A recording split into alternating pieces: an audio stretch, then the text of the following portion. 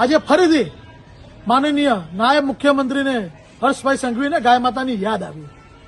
આ ભાજપ વાળાઓને વર્ષોથી ગાય માતાના નામે રોટલા શેકવાની ટેવ પડી ગઈ છે મિત્રો. ખૂબ સમજવાની છે જરૂર છે.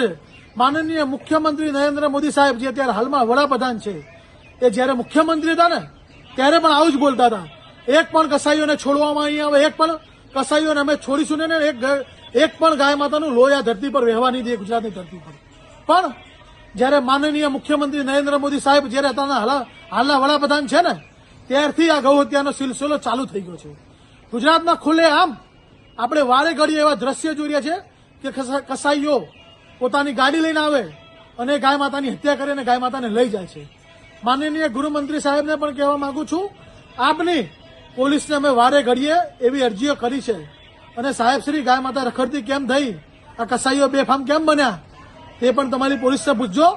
અને આ બે પગવાળા તમારા આખલાઓ જે ગાય માતાને ગૌચર ચરી ગયા ને એટલે ગાય માતા રોડ ઉપર આવી છે અને આ કસાઈઓ લઈ જાય છે.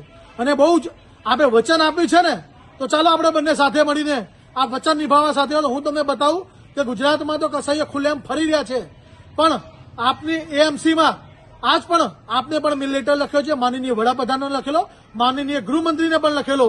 55,000થી વધુ ગાય માતા ગુમ છે. અને થોળમાં તાજેતરમાં 6-8 મહિને થઈ ગયા ત્યારે આપના મહેસાણા કમિશનર સાહેબને પણ અમે લેટર લખીને એ ગુનેગારના ત્યાં ગાય માતાની હત્યા ખુલ્લેઆમ થઈ રહેલી તેને પણ તેની પર ફરિયાદ નોંધવામાં નથી આવી. એટલે માનનીય મુખ્યમંત્રી સાહેબ નાયબ ખાલી ફાકા ફોજદારીને ગાય માતાના નામે રાજકારણ બંધ કરજો. તમને કાયમથી ટેવ પડી ગઈ છે, પણ જો ગાય માતાની બુરીમાં બુરી હાલત થઈ હોય તો તમારા રાજમાં થઈ છે. આજે ગાય માતા રખડતી થઈ છે તમારા રાજમાં થઈ છે. આજે પહેલી વખત ભારત દેશમાં કોઈ એવું રાજ્ય બન્યું છે ગાય માતાનું લાયસન્સ લેવું પડે તમારું રાજ્ય છે અને ખુલ્લેઆમ કસાઈ ફરી રહ્યા છે એ તમારું રાજ્ય છે. એટલે માનનીય ગૃહમંત્રી સાહેબ તમારા મોઢે ગાય માતાની વાતો સારી નથી લાગતી. ગાય માતાની હત્યા કરનારી અને ગાય માતાની ખુલ્લેઆમ માંસ મટન વેચતાની કંપની અલાના કંપની જો તમે 250 કરોડ ફંડ લીધું છે એ ભૂલી ના જશો. હવે તમે આ વાતો બંધ કરી દો.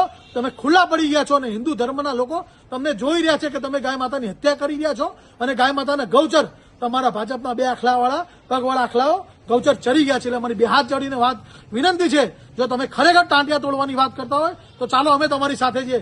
ગાય માતા કેટલી જગ્યાએ કસાઈઓ ખુલ્લેઆમ લઈ જાય છે અમે તમને બતાવીએ. ગાય માતાના હિતમાં અમે આજે પણ તમારી જોડે ઉભા છીએ અને કાલે પણ ઉભા રહીશું, પહેલા પણ ઉભા છીએ. પણ સાચી વાત કરો, ખાલી લોકોને મૂર્ખ બનાવવાની ફાકા ફોદારી કરવાની વાતો બંધ કરી દો. જય હિન્દ, જય ગૌ માતા. આપના પોતાના પ્લેટફોર્મ લલકારને લાઈક કરો, ફોલો કરો, સબસ્ક્રાઇબ કરો અને શેર કરો.